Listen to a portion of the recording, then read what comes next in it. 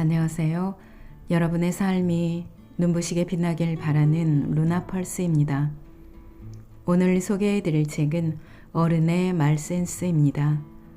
지은이는 히키타 요시아키, 옮긴이는 송지현, 펴낸 곳은 더 퀘스트입니다.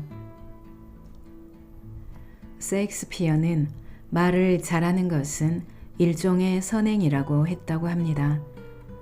말 한마디는 어려운 상황을 타개하고 힘든 사람을 치유하는 한편 오해를 사기도 하고 씻지 못할 상처를 주기도 합니다. 즉, 말 센스는 나이가 들수록 우리가 필수로 갖추어야 할 배려이자 능력인 셈입니다. 그럼 어른의 말 센스 책의 내용 중에서 일부 소개해 드리겠습니다. 오늘도 책과 함께 편안한 시간 되시기 바랍니다.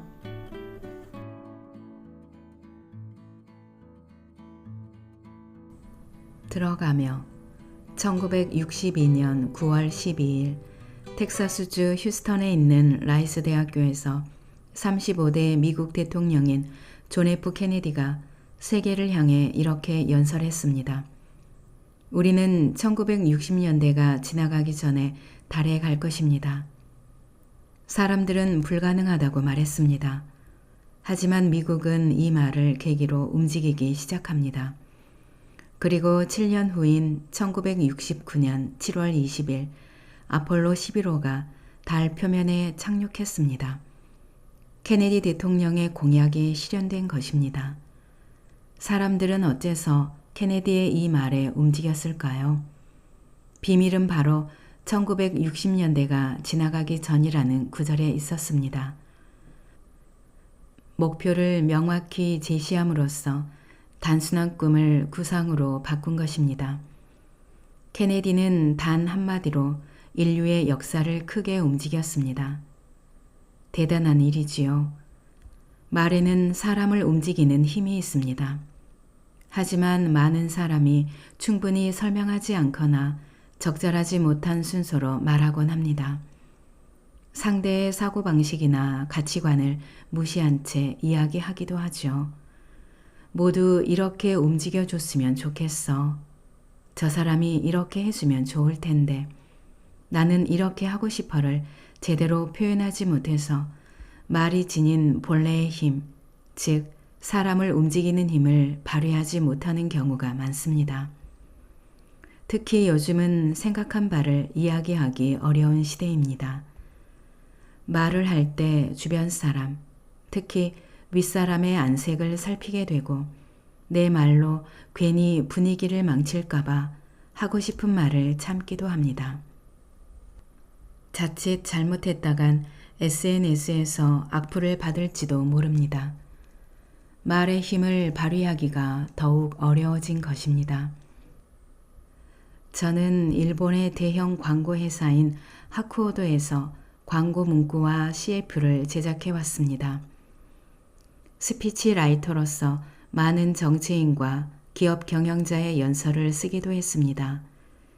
메이지 대학교를 비롯한 여러 대학의 강단에 서는 한편 어린이 신문인 아사히 초등학생 신문에서 칼럼을 연재하고 있습니다. 정치인이 국가와 국민을 움직일 수 있는 말을 생각했고 어린이를 독서와 언어 공부로 이끌 수 있는 말을 찾아왔습니다. 사회인과 대학생을 대상으로 말의 힘을 발휘할 수 있는 방법을 온라인 강의, 텔레비전, 라디오, 대면 강의로 가르쳤습니다. 세계가 변혁의 시대를 맞이한 지금 말 역시 크게 변하고 있습니다. 코로나 바이러스의 영향으로 어느샌가 집에서 원격으로 일하는 생활 스타일이 자리 잡았지요. 표정이나 몸짓, 그 자리의 분위기를 통해 상대에게 마음을 전하기가 어려워진 것입니다. 아무 생각 없이 내뱉은 농담이나 속내가 온 세상에 퍼지기도 합니다.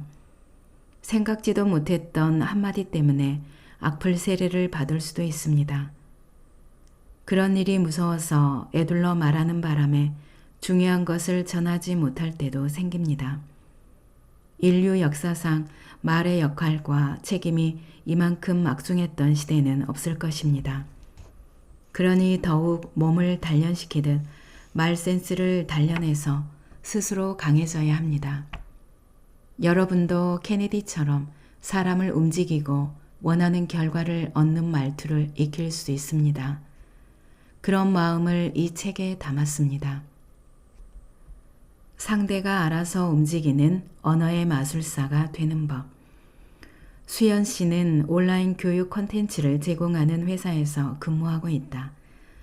입사했을 때는 작은 회사였는데 학교 수업이 급속히 온라인화되면서 지금은 약 200명이 일하는 회사로 성장했다.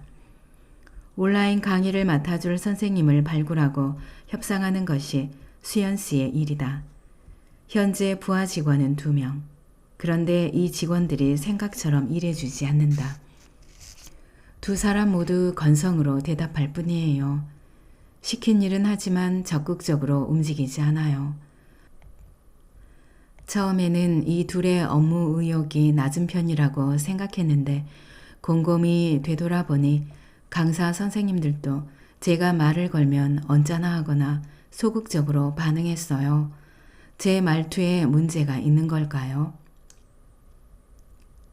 레슨 1. 의성 의태어를 써서 말하자. 사람을 움직이는 말투. 자, 그럼 질문에 답하겠습니다. 사람을 움직이는 말투는 정말 중요하지요.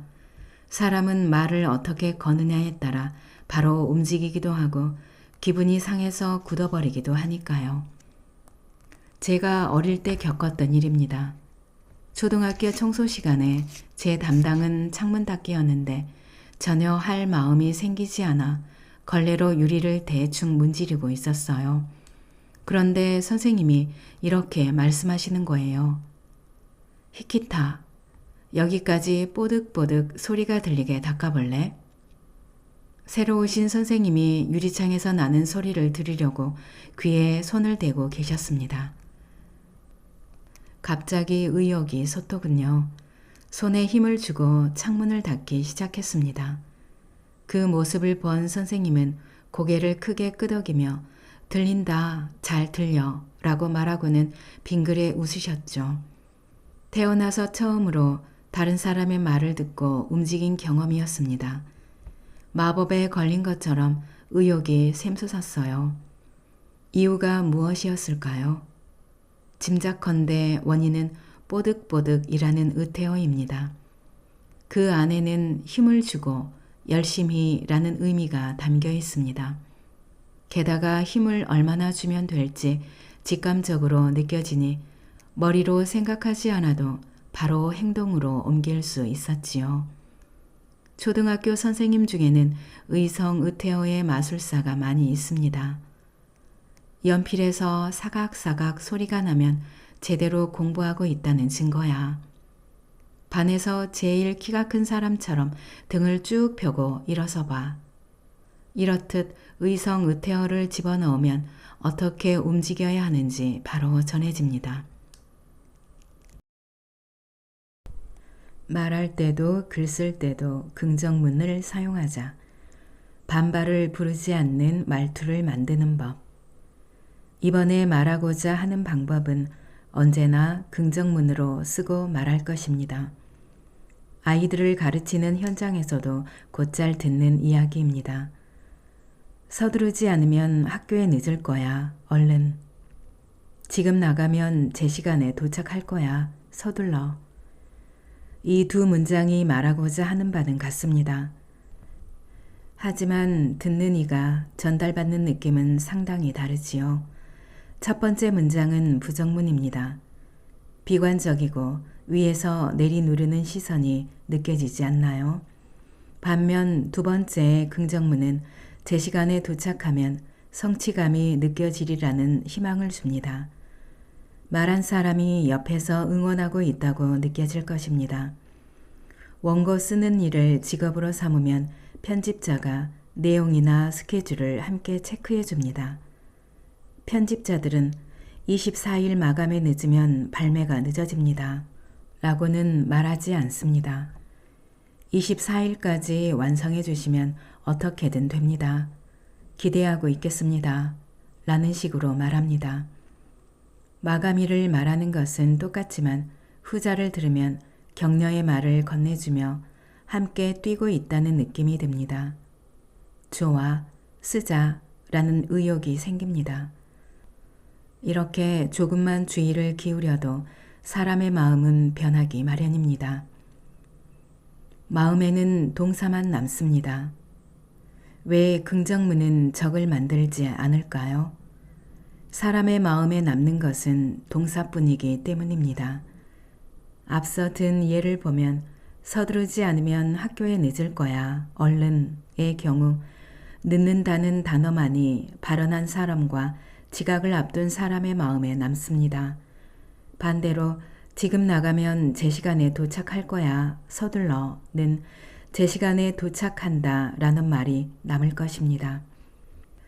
좋은 인간관계를 만들려면 긍정적인 말, 특히 긍정적인 동사를 의식해서 씁시다.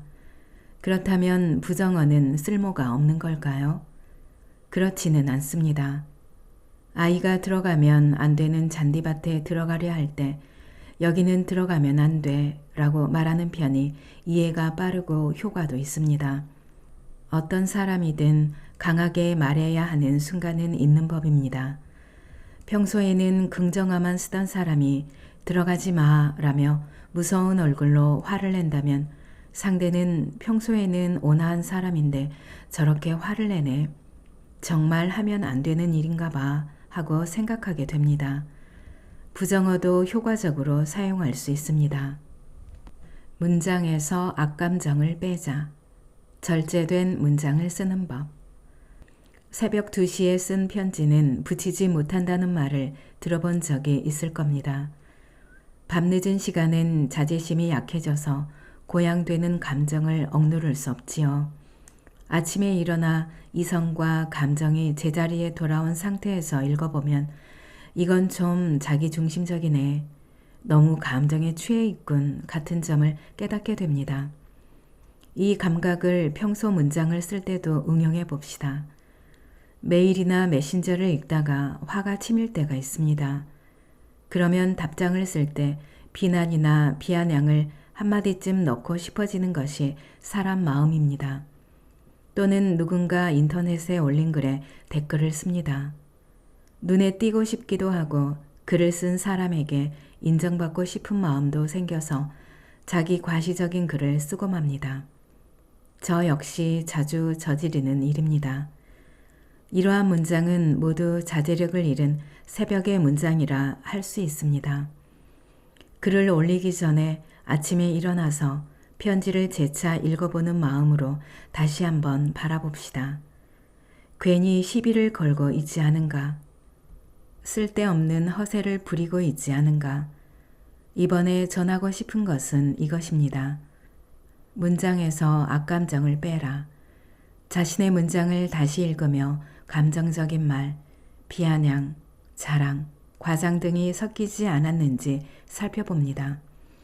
그런 부분이 있으면 고치면서 자제심 있는 아침의 문장으로 다시 씁시다. 중요한 것은 쓴 다음 다시 읽어보는 것입니다. 적어도 3분이 지난 후에 발송합시다. 그렇다면 호감 가는 문장은 어떻게 쓰면 될까요? 바로 기쁘다, 즐겁다, 재미있다, 맛있다 등 마음속에 품은 좋은 감정을 문장에 추가하는 것입니다. 틀에 박힌 듯 늘 좋다고만 하지 말고 두근거린다, 가슴이 뛴다, 시간 가는 것을 잊었다, 흥미진진하다, 기운이 난다, 기분이 밝아진다 등등 긍정적인 표현을 많이 쌓아둡시다. 이런 말을 넣으면 아침의 문장이 햇빛의 온기를 품은 낮의 문장이 됩니다. 매일 주시길 기다리고 있었는데 감사합니다. 조금 전 편지를 받고 마음이 환히 밝아졌습니다. 예를 들면 이렇게 쓸 수 있지요. 게이오 대학 출신으로 유튜브에서 사회과학 지식을 강의하는 코미디언 나카다 아스히코의 영상을 보면 강의 중에 계속 흥미진진하죠? 재미있지 않아요? 하고 말한다는 것을 알 수 있습니다. 그런 말을 들으면 맞아, 재미있어 하고 동조하고 있는 것이 인간입니다. 저 역시 따라하고 싶은 방법입니다. 내가 쓴 문장은 새벽의 문장인가, 아침의 문장인가, 낮의 문장인가 늘 세심하게 살펴보면 좋겠습니다. 긍긍부긍의 법칙을 터득하자. 거절하는 패턴에 대해 알아봅시다. 상처 주지 않고 상대방에게 자신의 의견을 말하는 패턴으로 긍정, 긍정, 부정, 긍정의 법칙을 추천합니다. 긍정, 긍정, 부정, 긍정의 순서를 지키며 말하면 아무리 심각한 이야기여도 상대방이 크게 마음 상할 일은 없습니다. 이 방법을 거절하는 경우에도 응용해 봅시다. 예를 들어 직장 선배가 회식 자리에 부르는 것을 거절하려고 합니다. 이때 긍정, 긍정, 부정, 긍정의 법칙을 쓰는 겁니다. 긍정, 감사합니다. 긍정, 불러주셔서 정말 기뻐요. 부정, 하지만 오늘 꼭 끝내야 하는 일이 있습니다. 죄송합니다. 긍정, 다음에 또 연락 주세요. 다음번에 가고 싶지 않다면 마지막 긍정에 다음에 또 연락 주세요를 연락 주셔서 감사합니다로 바꾸면 됩니다. 상황에 맞게 변화를 줍시다. 활용도 200%의 고민 상담술. 상담할 때 참고가 되었던 것은 심리학자 알프레드 아들러의 말이었습니다. 그가 주장한 격려는 스스로 자신의 과제를 해결할 수 있는 용기를 주는 일입니다. 다른 사람의 조언만으로 모든 것을 해결할 수는 없습니다. 스스로 해결할 수 있다는 용기를 갖지 못한다면 결국 타인에게 기대기만 하는 의존형 인간이 됩니다. 나는 아들러의 말을 빌려서 격려에 이르기까지의 흐름을 상담의 기본 형식으로 만들었습니다. 공감, 수용, 제안, 격려의 순서로 이야기하는 것입니다. 우선은 공감입니다. 간단히 말하면 그 기분 알아요 라는 시선을 갖추는 겁니다. 상담을 신청해온 이가 높은 지위에 있는 사람이라고 해서 비위를 맞추지 말고 작은 아이라 하여도 우습게 여기지 않습니다.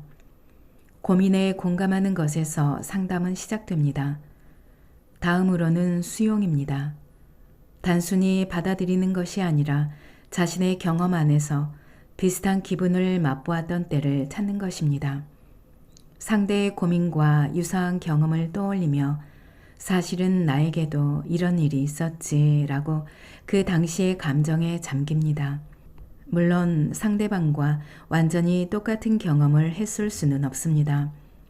하지만 네 이야기는 지루해. 무슨 소리를 하는지 전혀 모르겠어 라는 말을 듣거나 아무리 제출해도 기획이 통과되지 않아 다른 사람을 부러워했던 경험은 얼마든지 있습니다. 그때의 상황을 생생하게 떠올리면서 그 위기에서 어떻게 빠져나왔는지 진지하게 생각합니다.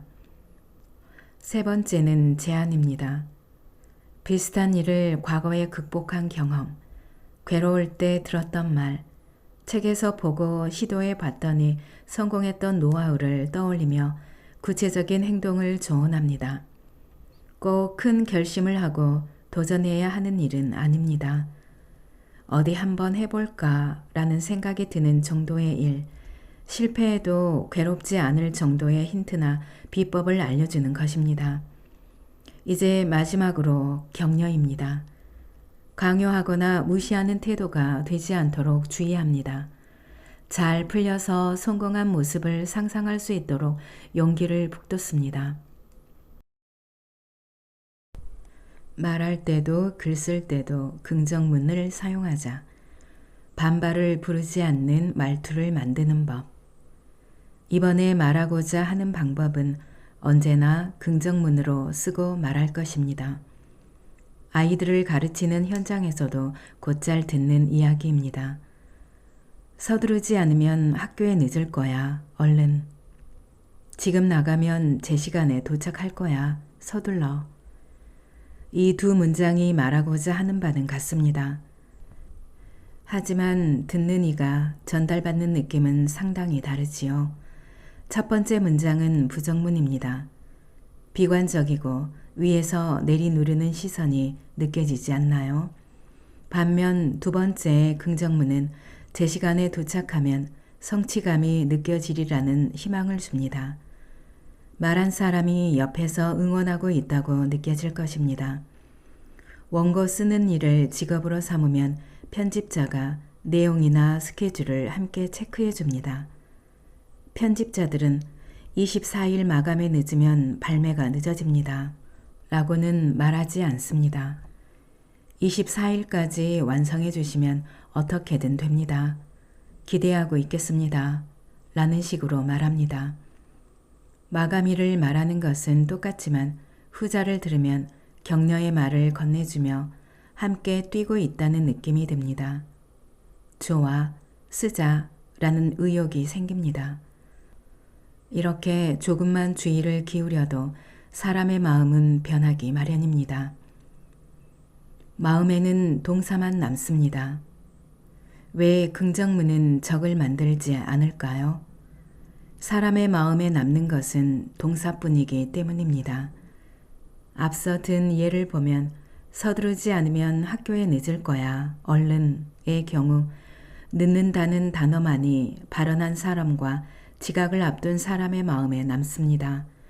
반대로 지금 나가면 제 시간에 도착할 거야. 서둘러는 제 시간에 도착한다 라는 말이 남을 것입니다. 좋은 인간관계를 만들려면 긍정적인 말, 특히 긍정적인 동사를 의식해서 씁시다. 그렇다면 부정어는 쓸모가 없는 걸까요? 그렇지는 않습니다. 아이가 들어가면 안 되는 잔디밭에 들어가려 할 때 여기는 들어가면 안 돼 라고 말하는 편이 이해가 빠르고 효과도 있습니다. 어떤 사람이든 강하게 말해야 하는 순간은 있는 법입니다. 평소에는 긍정어만 쓰던 사람이 들어가지 마 라며 무서운 얼굴로 화를 낸다면 상대는 평소에는 온화한 사람인데 저렇게 화를 내네. 정말 하면 안 되는 일인가 봐 하고 생각하게 됩니다. 부정어도 효과적으로 사용할 수 있습니다. 문장에서 악감정을 빼자. 절제된 문장을 쓰는 법. 새벽 2시에 쓴 편지는 붙이지 못한다는 말을 들어본 적이 있을 겁니다. 밤늦은 시간엔 자제심이 약해져서 고양되는 감정을 억누를 수 없지요. 아침에 일어나 이성과 감정이 제자리에 돌아온 상태에서 읽어보면 이건 좀 자기중심적이네. 너무 감정에 취해 있군 같은 점을 깨닫게 됩니다. 이 감각을 평소 문장을 쓸 때도 응용해 봅시다. 메일이나 메신저를 읽다가 화가 치밀 때가 있습니다. 그러면 답장을 쓸 때 비난이나 비아냥을 한마디쯤 넣고 싶어지는 것이 사람 마음입니다. 또는 누군가 인터넷에 올린 글에 댓글을 씁니다.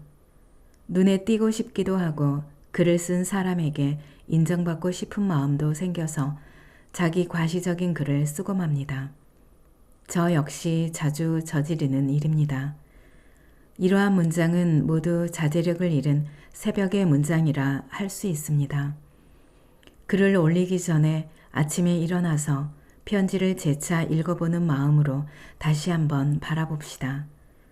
괜히 시비를 걸고 있지 않은가?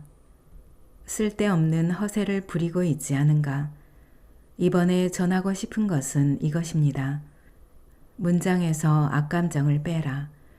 자신의 문장을 다시 읽으며 감정적인 말, 비아냥, 자랑, 과장 등이 섞이지 않았는지 살펴봅니다. 그런 부분이 있으면 고치면서 자제심 있는 아침의 문장으로 다시 씁시다. 중요한 것은 쓴 다음 다시 읽어보는 것입니다. 적어도 3분이 지난 후에 발송합시다. 그렇다면 호감 가는 문장은 어떻게 쓰면 될까요? 바로 기쁘다, 즐겁다, 재미있다, 맛있다 등 마음속에 품은 좋은 감정을 문장에 추가하는 것입니다. 틀에 박힌 듯 늘 좋다고만 하지 말고 두근거린다, 가슴이 뛴다, 시간 가는 것을 잊었다, 흥미진진하다, 기운이 난다, 기분이 밝아진다 등등 긍정적인 표현을 많이 쌓아둡시다. 이런 말을 넣으면 아침의 문장이 햇빛의 온기를 품은 낮의 문장이 됩니다. 매일 주시길 기다리고 있었는데 감사합니다. 조금 전 편지를 받고 마음이 환히 밝아졌습니다. 예를 들면 이렇게 쓸 수 있지요. 게이오 대학 출신으로 유튜브에서 사회과학 지식을 강의하는 코미디언 나카다 아스이코의 영상을 보면 강의 중에 계속 흥미진진하죠? 재미있지 않아요? 하고 말한다는 것을 알 수 있습니다. 그런 말을 들으면 맞아, 재미있어 하고 동조하고 있는 것이 인간입니다. 저 역시 따라하고 싶은 방법입니다. 내가 쓴 문장은 새벽의 문장인가, 아침의 문장인가, 낮의 문장인가 늘 세심하게 살펴보면 좋겠습니다.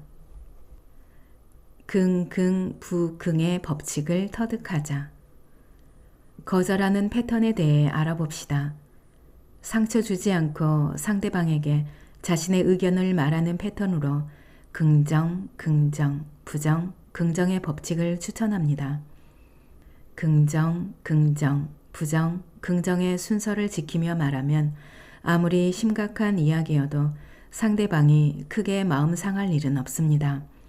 이 방법을 거절하는 경우에도 응용해 봅시다. 예를 들어 직장 선배가 회식 자리에 부르는 것을 거절하려고 합니다. 이때 긍정, 긍정, 부정, 긍정의 법칙을 쓰는 겁니다. 긍정, 감사합니다. 긍정, 불러주셔서 정말 기뻐요. 부정, 하지만 오늘 꼭 끝내야 하는 일이 있습니다. 죄송합니다. 긍정, 다음에 또 연락 주세요. 다음번에 가고 싶지 않다면 마지막 긍정에 다음에 또 연락 주세요를 연락 주셔서 감사합니다로 바꾸면 됩니다. 상황에 맞게 변화를 줍시다. 활용도 200%의 고민 상담술. 상담할 때 참고가 되었던 것은 심리학자 알프레드 아들러의 말이었습니다. 그가 주장한 격려는 스스로 자신의 과제를 해결할 수 있는 용기를 주는 일입니다. 다른 사람의 조언만으로 모든 것을 해결할 수는 없습니다. 스스로 해결할 수 있다는 용기를 갖지 못한다면 결국 타인에게 기대기만 하는 의존형 인간이 됩니다. 나는 아들러의 말을 빌려서 격려에 이르기까지의 흐름을 상담의 기본 형식으로 만들었습니다. 공감, 수용, 제안, 격려의 순서로 이야기하는 것입니다. 우선은 공감입니다. 간단히 말하면 그 기분 알아요 라는 시선을 갖추는 겁니다. 상담을 신청해온 이가 높은 지위에 있는 사람이라고 해서 비밀을 맞추지 말고 작은 아이라 하여도 우습게 여기지 않습니다. 고민에 공감하는 것에서 상담은 시작됩니다. 다음으로는 수용입니다. 단순히 받아들이는 것이 아니라 자신의 경험 안에서 비슷한 기분을 맛보았던 때를 찾는 것입니다. 상대의 고민과 유사한 경험을 떠올리며 사실은 나에게도 이런 일이 있었지라고 그 당시의 감정에 잠깁니다. 물론 상대방과 완전히 똑같은 경험을 했을 수는 없습니다. 하지만 네 이야기는 지루해. 무슨 소리를 하는지 전혀 모르겠어 라는 말을 듣거나 아무리 제출해도 기획이 통과되지 않아 다른 사람을 부러워했던 경험은 얼마든지 있습니다. 그때의 상황을 생생하게 떠올리면서 그 위기에서 어떻게 빠져나왔는지 진지하게 생각합니다. 세 번째는 제안입니다. 비슷한 일을 과거에 극복한 경험, 괴로울 때 들었던 말, 책에서 보고 시도해 봤더니 성공했던 노하우를 떠올리며 구체적인 행동을 조언합니다. 꼭 큰 결심을 하고 도전해야 하는 일은 아닙니다. 어디 한번 해볼까 라는 생각이 드는 정도의 일, 실패해도 괴롭지 않을 정도의 힌트나 비법을 알려주는 것입니다. 이제 마지막으로 격려입니다. 강요하거나 무시하는 태도가 되지 않도록 주의합니다. 잘 풀려서 성공한 모습을 상상할 수 있도록 용기를 북돋습니다. 오늘 영상은 여기까지입니다. 여러분의 구독과 좋아요, 알림 설정은 저에게 큰 힘이 되는 거 아시죠? 오늘도 끝까지 들어주셔서 감사합니다.